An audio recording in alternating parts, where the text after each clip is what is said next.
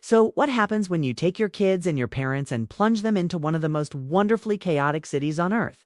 We are crazy enough to find out. We wanted to test the absolute limits of family travel. This isn't your typical glossy highlight reel.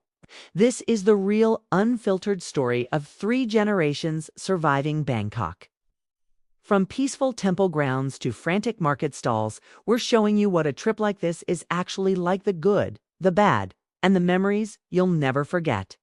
If you've ever wondered if an adventure like this is even possible without everyone losing their minds, stick around. We're about to show you exactly what went down. Let's be clear.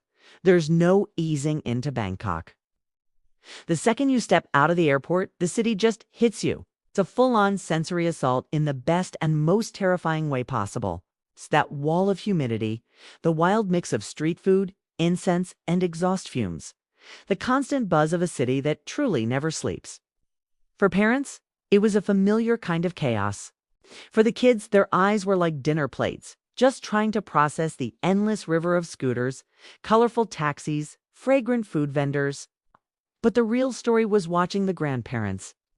This was a completely different world from their quiet life back home, and you could see the blend of awe and "what have we gotten ourselves into?"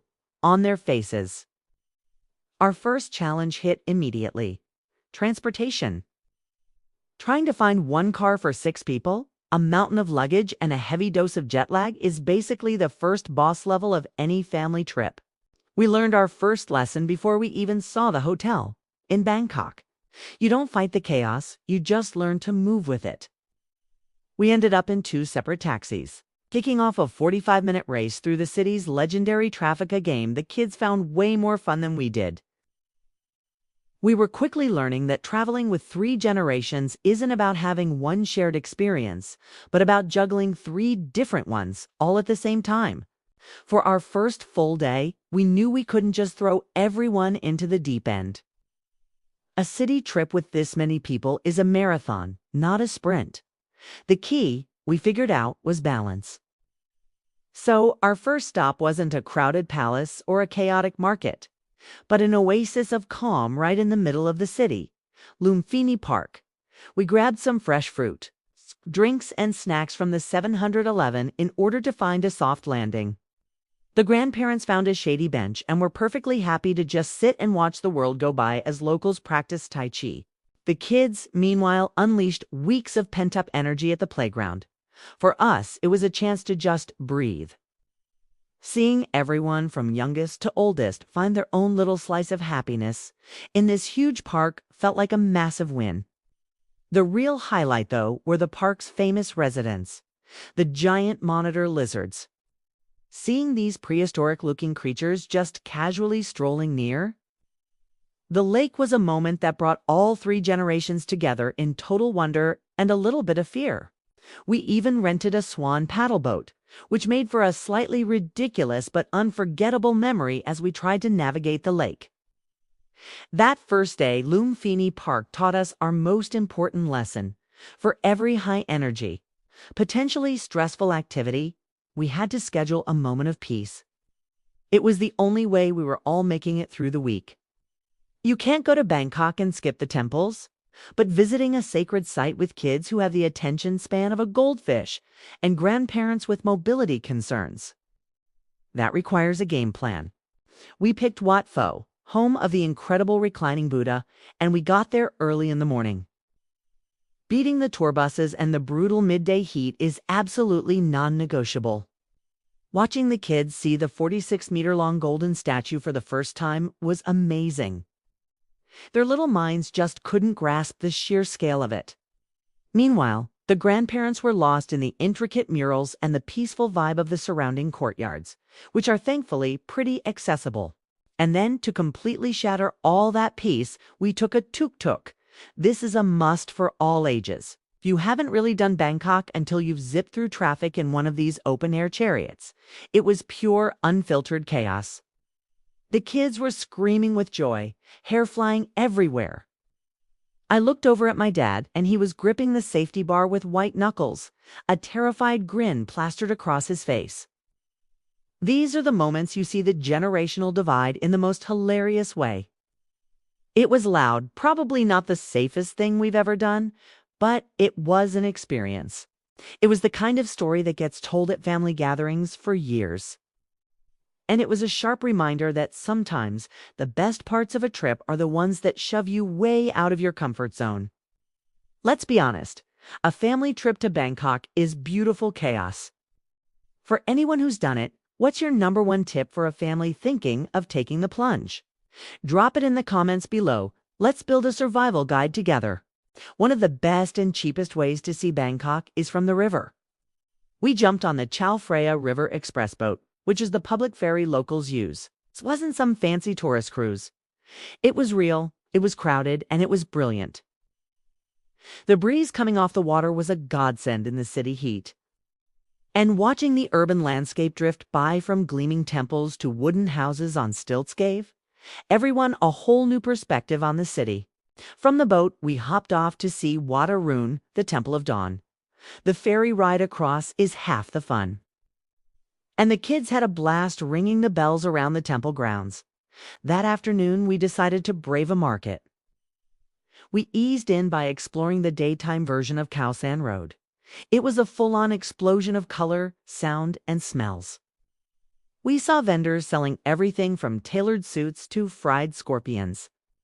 And yes, my dad, feeling bold after surviving the tuk-tuk, actually tried a fried grasshopper. This crunchy popcorn-like insect inspired me to try another fried insect.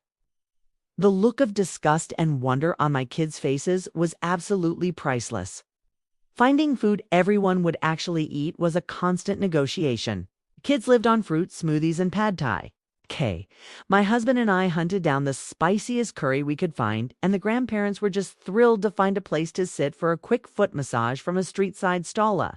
True Bangkok must-do. Watch out, though. This isn't a super relaxing massage. This is an invigorating, not digging massage. By day 4, we were all ready for a change of pace. We booked a private car in, absolute lifesaver for comfort with the grandparents, and drove out of the city to the Taling Chan floating market.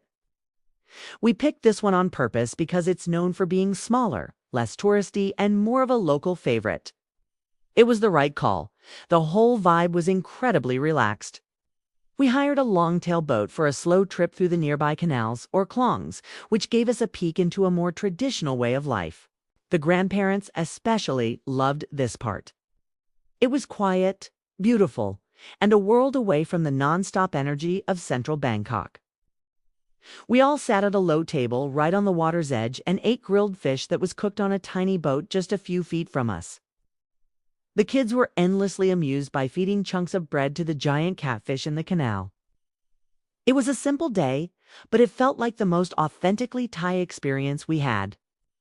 It just proved that sometimes the best adventures are just a short drive outside the city center. When you're traveling with kids and grandparents, you always need an escape plan. For us, that plan was two magical words: air conditioning. On one brutally hot afternoon, we retreated into the shiny, modern world of Bangkok's megamalls. We made a beeline for Siam Paragon, not for the shopping, but for what's in the basement. Sea Life Bangkok Ocean World. It was a brilliant move. This is one of the largest aquariums in Southeast Asia, and it was a guaranteed win for everyone. The kids were completely mesmerized, pressing their faces against the glass of the huge ocean tunnel as sharks and rays swam right over their heads. The grandparents got to enjoy the whole spectacle in a cool, comfortable, and easy-to-walk environment. It was the perfect way to balance the cultural stuff with something that's just plain fun and easy. It gave everyone a chance to recharge, and it reminded us that a successful multi-gen trip isn't about forcing everyone to like the same things, but about making sure there's something for everyone to love. We survived. But survived feels like the wrong word. We thrived. Was it easy? Absolutely not.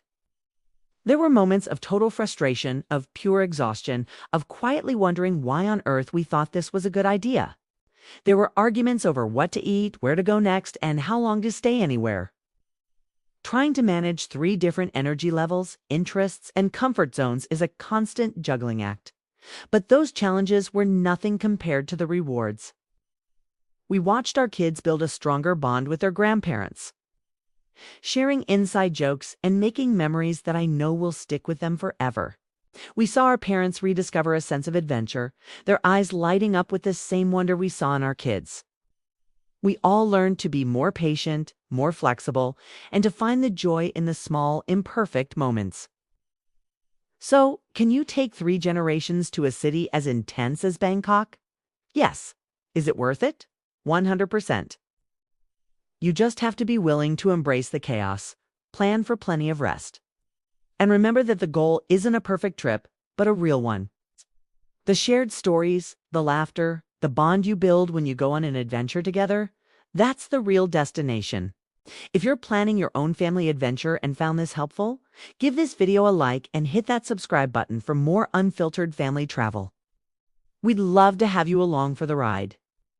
And be sure to check out our other video on our top 5 tips for surviving long-haul flights with kids right here.